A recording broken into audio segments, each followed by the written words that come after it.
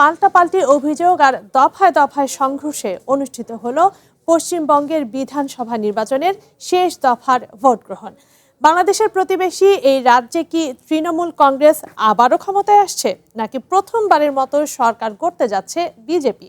অধিকাংশ বুথ ফেরত জরিপ মমতা ও শুভেন্দুর হাড্ডাহাড্ডি লড়াইয়ের আভাস দিলেও খানিকটা এগিয়ে আছে গেরুয়া শিবির। নির্মাণে নাম্বার 1 শাহ সিমেন্ট। পশ্চিমবঙ্গের বিধানসভা নির্বাচনে 2 দফার ভোট শেষ হয়েছে বুধবার সন্ধ্যায়। এবার ভোটের হার অতীতের রেকর্ড ছাড়িয়েছে। এখন সবার নজর ফলাফলে। বাংলায় এর আগে ক্ষমতায় আসতে না পারলেও এবার বেশিরভাগ বুথ ফেরত জরিপ বিজেপিকেই এগিয়ে রেখেছে।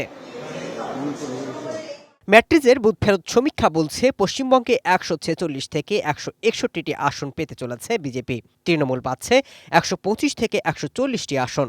অন্যরা 6 থেকে 10টি আসন পেতে পারে। পিপলস পালসের সমীক্ষায় তৃণমূল এগিয়ে, তারা পাচ্ছে 178 থেকে 189টি আসন। বিজেপি পেতে পারে 95 থেকে 110টি আসন। তবে পিমার্কের সমীক্ষা এগিয়ে রেখেছে বিজেপিকে। আর পোল ডায়েরির সমীক্ষা বলছে পশ্চিমবঙ্গে 142 থেকে 171টি আসন পেতে পারে বিজেপি। তবে সবখানেই বিজেপি এবং তৃণমূলের হাড্ডাহাড্ডি লড়াইয়ের ইঙ্গিত মিলেছে। 294 আসনের পশ্চিমবঙ্গ বিধানসভায় সংখ্যাগরিষ্ঠতার জন্য প্রয়োজন 148টি আসন। 2021 সালের নির্বাচনে একক সংখ্যাগরিষ্ঠতা পেয়েছিল মমতার তৃণমূল, আর বিজেপি পেয়েছিল 77টি আসন। বুধবার রাজ্যের 7 জেলার 142 আসনে একযোগে ভোট গ্রহণ চলে।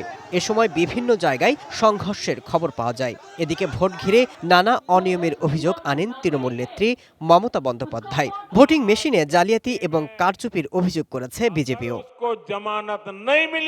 ভারতের নির্বাচনী ইতিহাস বলছে অনেক ক্ষেত্রেই বুথ ফেরত জরিপের ফলাফল মেলে না। Masud Rana, one international desk.